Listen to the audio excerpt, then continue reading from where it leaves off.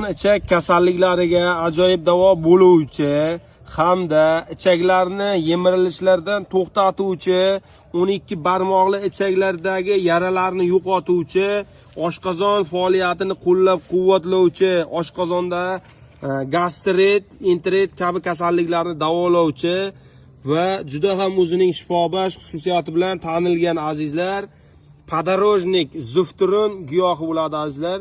Zufturun giyohining juda ham foydali xususiyatlari ko'p. Yaralarni tezroq bitirishda, yallig'lanishlarni kamaytirishda, yo'tal va shamollashlarga ajoyib ta'sir qiluvchi, oshqozon va ichak faoliyatini tinchlantiruvchi, qon ketishini kamaytiruvchi, teri qichishishini yo'qotuvchi va immunitetni qo'llab-quvvatlashda azizlar juda ajoyib ta'sir qiladi.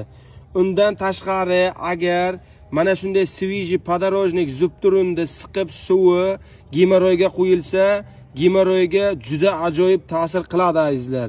Ichilish tartibi juda oddiy, juda oson.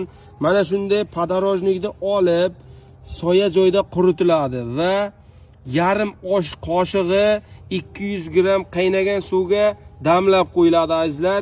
Sovitilgan holatda och qoringa bir marotaba iste'mol qilinadi azizlar. Marhamat, ko'rishlaringiz mumkin. Podorojnik giyohi, zufturun giyohi azizlar. Ishlatingizlar, qo'llab ko'ringizlar azizlar. Shifo Allohdan.